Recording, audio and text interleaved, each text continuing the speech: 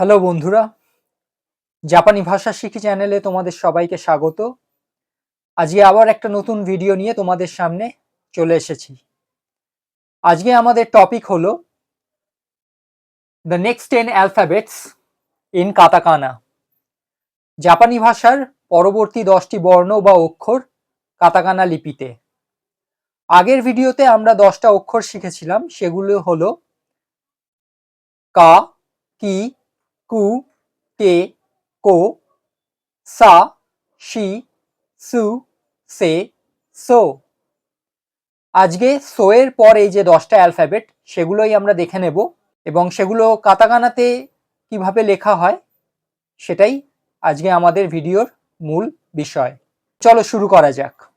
So এর পরে যে অ্যালফাবেটটা আসে সেটা তো হচ্ছে তা, কিন্তু তাকে কাতাকানায় কিভাবে লেখা হয়?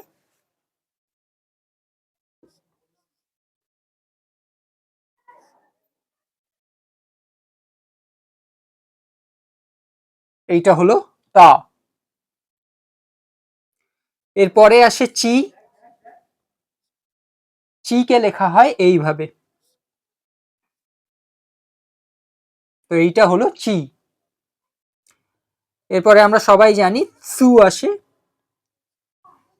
সুকে লেখা হয় এইভাবে। সু আর শি এর মধ্যে অনেকটাই মিল আছে, এটা প্রায়ই একজন পাঠককে কনফিউজ করে দেয় যে শি না সু।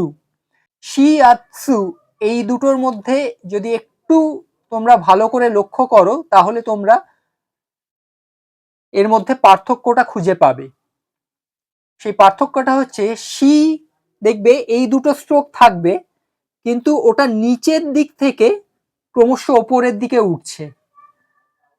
আর সু এর ক্ষেত্রে উল্টো, সুয়েও দেখবে এখানে দুটো স্ট্রোক আছে, কিন্তু এখানে কিন্তু ওপর থেকে নিচের দিকে মেন স্ট্রোকটা নামছে।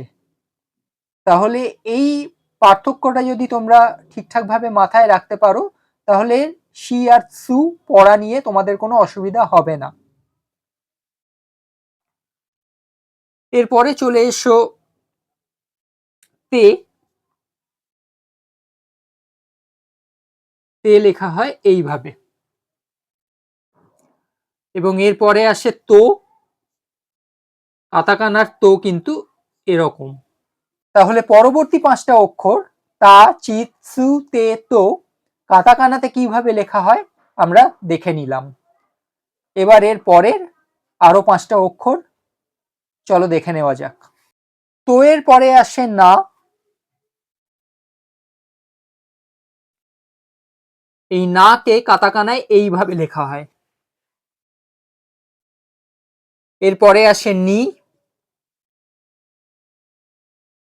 নিটা অনেকটাই ম্যাথমেটিক্সের বা অঙ্কের ইকুয়াল টু সাইনের মতো দেখতে, এইটা হলো নি। এরপরে আসে নু।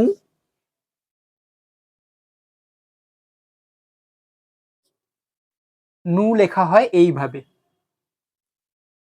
এরপরে আসে নে।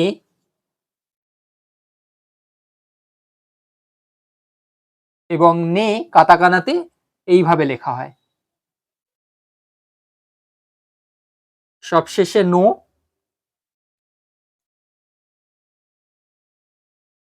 নো কিন্তু এরকম। নো আর সো অনেকটা একরকম, খালি একটা ছোট্ট পার্থক্য আছে। সো যদি লেখো তাহলে এখানে একটা ছোট ডট দিতে হবে, আর ওই ডটটা ছাড়া যদি শুধু এই স্ট্রোকটা আঁকো তাহলেই কিন্তু সেটা কাতাকানার নো।